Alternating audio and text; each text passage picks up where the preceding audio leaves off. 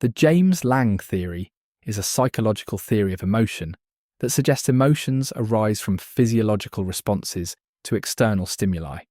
According to this theory, a person first experiences a physical reaction, such as increased heart rate or sweating, and then interprets these bodily changes as an emotion. For example, instead of crying because one feels sad, the theory suggests that a person feels sad because they notice themselves crying. This idea challenges the common belief that emotions come first and cause physical reactions.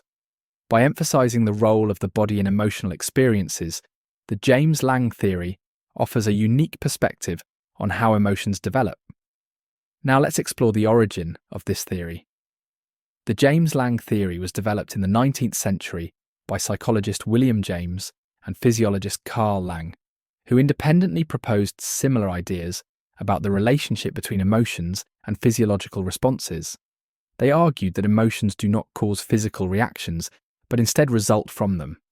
Their theory was a response to earlier views that emotions originated in the brain first, leading to bodily changes. By reversing this idea, James and Lange introduced a new way of thinking about emotions that influenced later psychological research.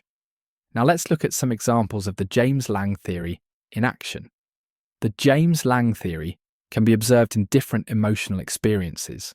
For example, if a person sees a bear in the woods, their body might start shaking, their heart may race, and they might begin breathing faster.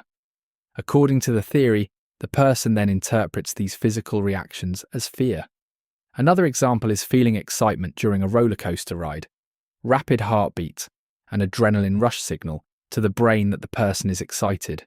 Similarly, if someone receives good news and finds themselves smiling, they may interpret their facial expression as happiness.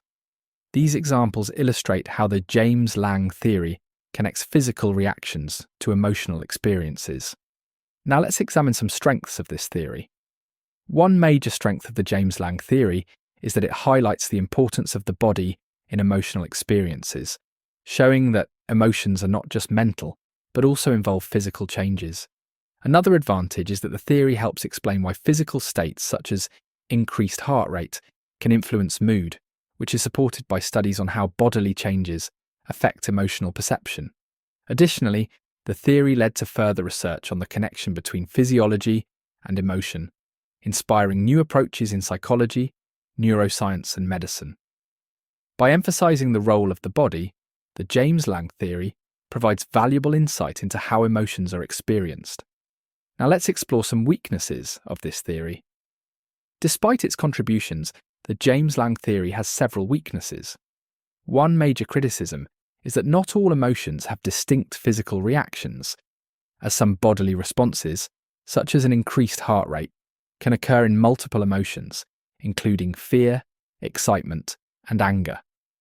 Another issue is that emotions can occur even without noticeable physical reactions, such as feeling sad without crying.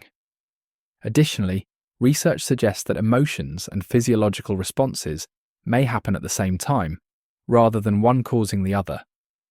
These weaknesses suggest that while the James-Lange theory provides useful insights, it may not fully explain how emotions work. Now let's look at an alternative theory of emotion.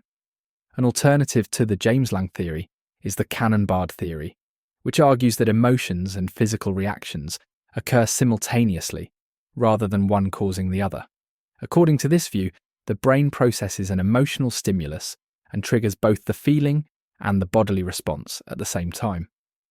Another alternative is the Schachter-Singer two-factor theory, which suggests that emotions result from both physiological responses and cognitive interpretation.